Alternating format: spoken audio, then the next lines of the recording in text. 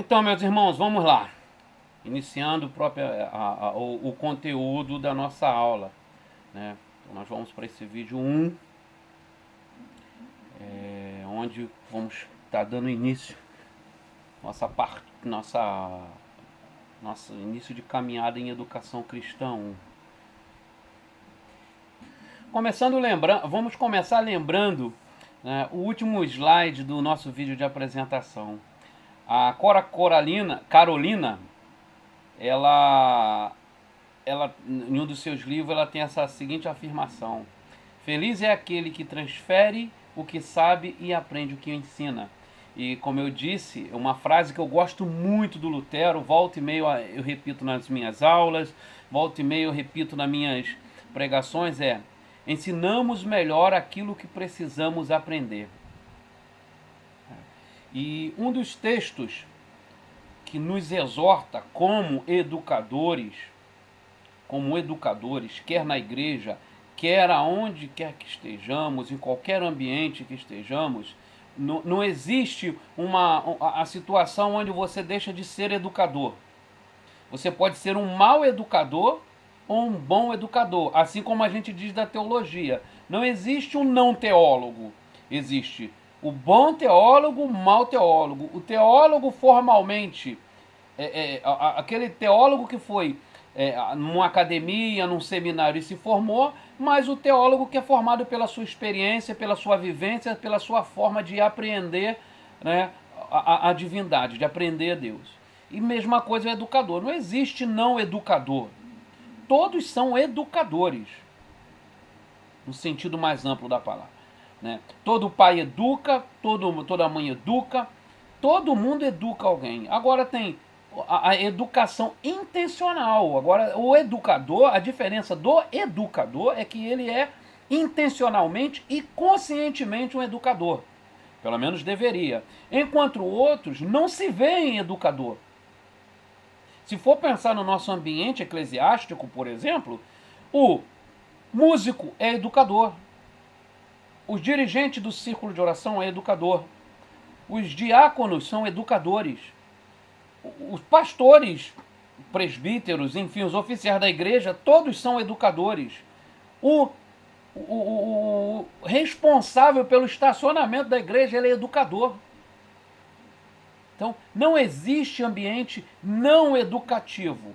Existe ambiente que intencionalmente ele não colabora no processo educativo, mas sempre somos educadores. E no caso, aqueles que foram vocacionados por Deus, chamados para serem militantes, serem atuantes na área de educação, aí intencionalmente ele tem que estar sempre pensando: eu estou educando.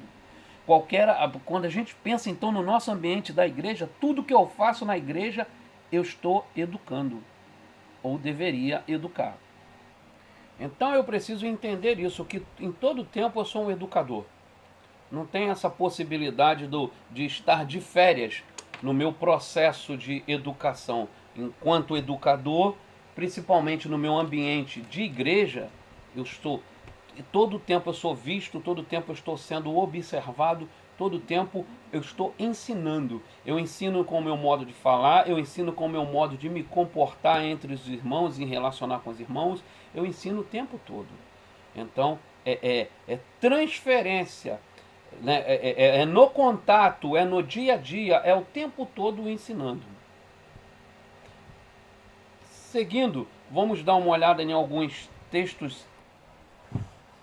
Talvez junto com o Romanos 12, um dos textos mais conhecidos seja o texto de Deuteronômio 6. Mas tem alguns textos que entre os educadores ele é bem conhecido. Então nós temos aqui Esdras 7:10. Porque Esdras tinha preparado o seu coração para buscar a lei do Senhor, para cumpri-la e para ensinar em Israel os seus estatutos e os seus juízos. Então nós temos aqui um esquemazinho, buscar, cumprir, ensinar. A ideia é de transmitir, de ensinar aquilo que experimentou. Então Esdras propôs no seu coração buscar a lei do Senhor para cumpri-la e para ensinar em Israel. Então, esse texto, uma das coisas que esse texto aqui nos ensina como educador é a decisão, de é a decisão de ensinar, de se preparar. Então ele se propôs a buscar, cumprir para ensinar. Então há uma vontade, há um esforço, há um movimento em prol do objetivo desejado, que é ensinar, que é educar os irmãos na fé. Um outro texto áureo, que a gente vai trabalhar ele mais quando a gente estiver pensando na questão da relação educação e missão, é: toda a escritura é inspirada por Deus, útil para o ensino, para a repreensão, para a correção, para a educação na justiça. 2 Timóteo 3,16. A palavra ela é útil para ensinar, ela é útil para educar, ela é útil para repreender e ela é útil para corrigir. Está indo para o caminho errado, ela é útil para corrigir e educar para ir pelo caminho certo. Eu achei esse rabisco aí sensacional, com a finalidade de atingir a maturidade e habilidade, porque é no mesmo texto de Timóteo que que a palavra diz que devemos nos apresentar como obreiros aprovados, que manejamos bem a palavra da verdade. Tem a ver com habilidade. Seguindo então, nós vamos falar um pouco agora de educação cristã propriamente dito, né? Primeiro, educar é uma ordem. Educar é uma ordem. Ainda que haja algumas confusões, não há posições definidas quanto à conceituação, educação cristã, educação religiosa, educação teológica, educação secular, mas no âmbito da vida cristã existe o trabalho de educação cristã, de educar na fé. Pensando de uma maneira ampla, a educação cristã, ela começa na família, ela passa pela igreja e ela ultrapassa os limites no muro da igreja e ganha a universidade, ele ganha as escolas formais, as escolas do ensino médio, as escolas do ensino fundamental, todas as esferas da educação na sociedade. Interessante que João Calvino, ele exortava que os mestres deveriam ser mestres não só na igreja, mas também mestres da ciência. Porque a perspectiva que temos é que, numa visão totalitária de uma redenção da criação, da redenção cósmica, como a missiologia diz, que é uma redenção cósmica. A redenção ela não é redenção do homem. Às vezes a gente fala o evangelho para o homem todo, o evangelho integral ou a missão integral, mas quando a gente pensa numa missão integral, a gente está falando de uma redenção cósmica, não só do indivíduo, não só da coroa da criação, mas de todas as esferas da criação.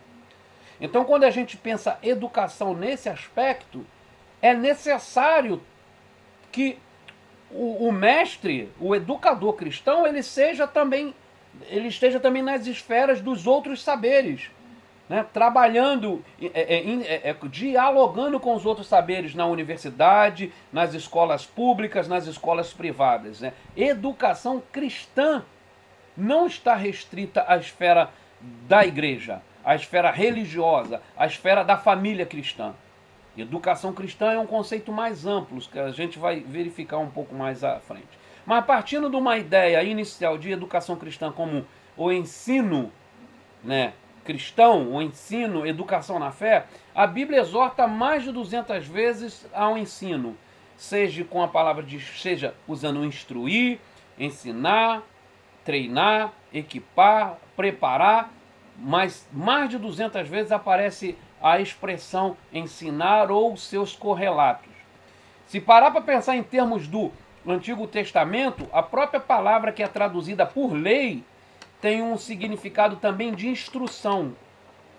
Quando nós lemos o Salmo 119, nós vamos ver inúmeras vezes a lei do Senhor sendo chamada pelo salmista de instrução. Nos Salmos, muito comum a gente ver se referir à lei do Senhor como instrução. Então, a ideia de lei é instruir. É uma ferramenta de instrução, é uma ferramenta pedagógica, né? Então, pensando na história da igreja, a educação ela é presente na igreja primitiva, aí depois, para além da igreja primitiva, no primeiro e segundo século da era cristã, nós vemos essa muito presente a educação na esfera religiosa, na esfera da igreja, a igreja promovendo, os cristãos promovendo educação. A partir do terceiro século, ela começa a ser negligenciada, ainda que no período da Idade Média, e isso eu posso falar com um pouco de propriedade, porque a minha monografia, o meu TCC foi sobre a influência da reforma protestante no modelo educacional herdado da Idade Média. Então, você tem no período da Idade Média alguns movimentos em direção a uma educação. No entanto, era uma educação muito em resposta a demandas. Então, por exemplo, pelos idos de 1500, entre 1300 e 1500, com o surgimento da burguesia, a expansão das navegações, o surgimento, o crescimento das atividades comerciais, começa a surgir a demanda de ter pessoas para fazer anotações, fazer contas, as operações matemáticas básicas. Então começam a surgir educação nesse sentido, para responder essa demanda. E nesse íntere, entre o terceiro século e até o 14º século, nós temos uma educação muito restrita à igreja. A igreja, nos lugares, nos espaços oferecido ou nas ocasiões oferecida pela igreja. A partir do século XIV, nós começamos a ver alguma coisa mais organizada. E na reforma nós temos um boom da relação da igreja protestante, aí do campo evangélico, vamos dizer assim, nós temos uma apologia, por assim dizer, à educação. Porque sabemos que um dos lemas, uma das defesas, né, uma das bandeiras da reforma foi buscar o quê? Que a Bíblia, a universalização das escrituras, que o acesso às escrituras, o livre exame das escrituras. Só que você tinha uma maioria analfabeta, 80% da população era analfabeta.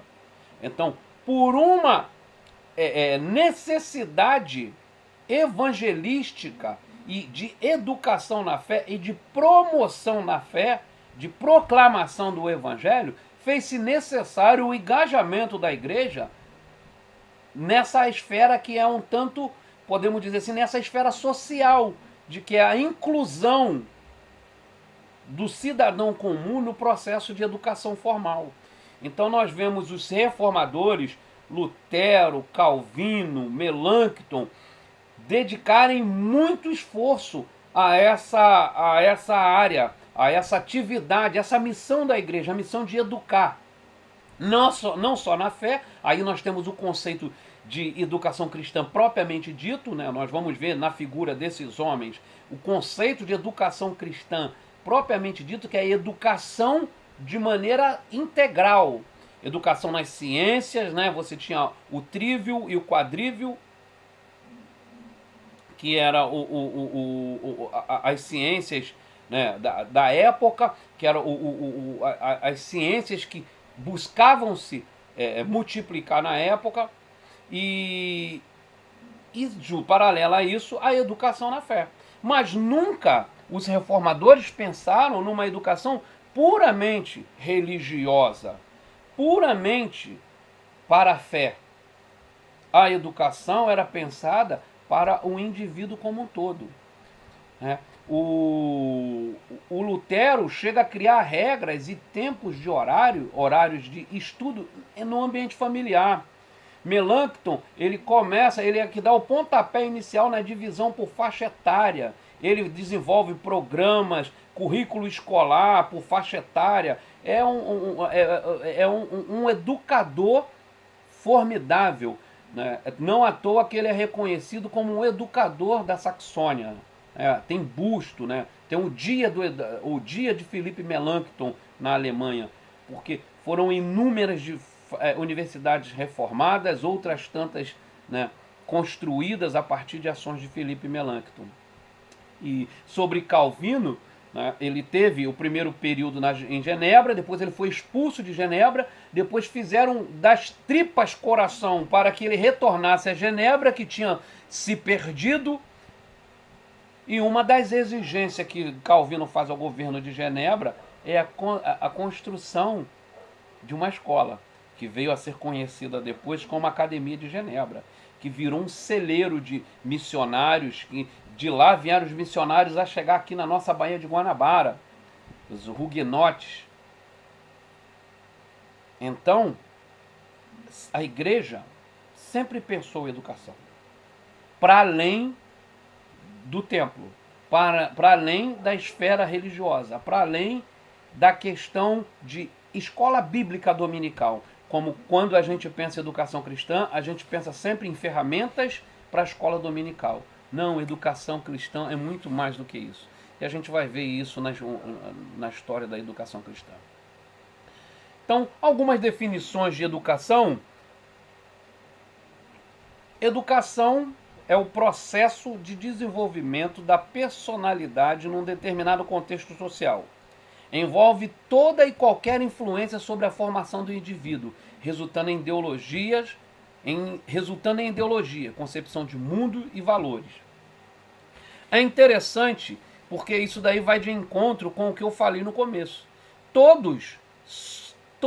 Nós somos educadores o tempo todo, formal ou informalmente. A ideia é que envolve toda e qualquer influência sobre a formação do indivíduo. E nós influenciamos pessoas o tempo todo. O tempo todo nós influenciamos pessoas, positiva ou negativamente. Então, envolve toda e qualquer influência sobre a formação do indivíduo, resultando em ideologia, concepções de mundo, valores. Mais do que resultando, o James Smith ele vai dizer que por trás de toda pedagogia há uma antropologia cultural. Há uma antropologia. O que ele quer dizer com isso? Que toda ação pedagógica, educacional, ela é motivada por uma compreensão de o que era o indivíduo. Por isso que a educação, longe de ser uma escola sem partido, como o termo ficou muito conhecido, ela sempre vai ter uma ideologia que é baseada na compreensão que se tem do indivíduo. Na compreensão do que se tem do indivíduo e para onde quer que esse indivíduo chegue. Qual é o objetivo que se quer? Em que se quer nortear? Então, por exemplo, a educação cristã ela é uma escola com partido. Porque, em última instância, a educação cristã ela intenciona conformar a Cristo.